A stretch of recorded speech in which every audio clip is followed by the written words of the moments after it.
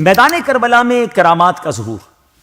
اللہ کریم نے امام علی مقام امام حسین رضی اللہ تعالیٰ عنہ کو بے شمار کرامات سے نوازا تھا، جن کا ظہور میدان کربلا میں بھی ہوا۔ کربلا کے میدان میں ایک موقع پر جب امام علی مقام رضی اللہ تعالیٰ عنہ مسلمانوں کے درمیان خطبہ ارشاد فرما رہے تھے، تو اسی دوران بد زبان یزیدی مالک بن عروہ نے خیموں کی حفاظت کے لیے خندق میں لگائی گئی آگ کو دیکھ کر کہا، اے حسین، آپ نے دوزخ کی آگ سے پہلے یہی آگ لگا لی، معاذ اللہ۔ امام حسین رضی اللہ تعالیٰ عنہ نے اس بدبخت کو جواب دیتے ہوئے فرمایا، کذبت یا عدو اللہ، اے خدا کے دشمن، تو جھوٹا ہے، تجھے یہ گمان ہے کہ میں دوزخ میں جاؤں گا اور تو جنت میں جائے گا۔ مسلمانوں کی صف میں سے حضرت مسلم بن اوسجہ رضی اللہ تعالیٰ عنہ کو مالک بن عروہ کی کلمات بہت ناپسند لگے، تو انہوں نے امام علی مقام سے اس بد زبان کے منہ پر تیر مارنے کی اجازت طلب کی، جس پر آپ نے انہیں یہ کہہ کر خاموش کر دیا کہ میری طرف سے جنگ کی ابتدا نہیں کی جائے۔ ناظرین غور کریں، اتنی بڑی بدبختی، اتنی بڑی جو ہے معاذ اللہ گستاخی کی گئی، مگر آپ نہیں چاہتے تھے کہ آپ کی طرف سے انیشیٹ لیا جائے، جنگ آپ کی طرف سے شروع۔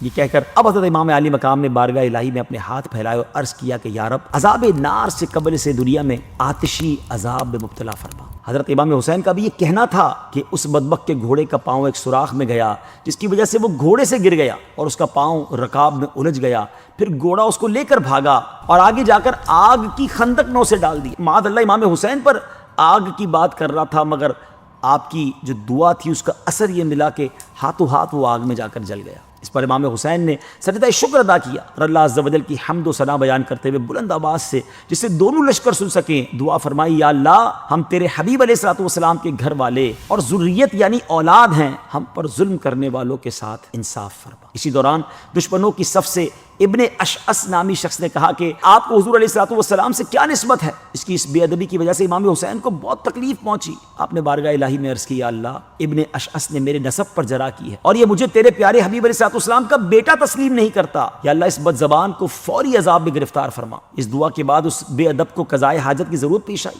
وہ گھوڑے سے اتر کر ایک طرف بھاگا کہ کسی جگہ جا کر قضائے حاجت کرے، اپنے لباس کو اتارا تو ایک سیاہ بچھو نے اس کی شرمگاہ میں ڈنک مارا، اسی حالت میں نجاست آلود زمین پر گرا اور اس کی جان نکل گئی۔ ناظرین، واقعات سے معلوم ہوتا ہے کہ آل رسول اللہ کی بارگاہ میں کس قدر و منزلت والے ہیں۔ صرف دعا مانگنے کی دیر ہوتی تھی اور دشمنان آل رسول چندی لبوں میں موت کی گھاٹ اتر جاتے تھے۔ اللہ پاک ہمیں بھی آل رسول کا ادب و احترام کرنے اور ان کی طرح دین اسلام کی خاطر اپنا سب کچھ قربان کرنے کا جذبہ عطا فرمائے۔ آل رسول کی کیا بات ہے۔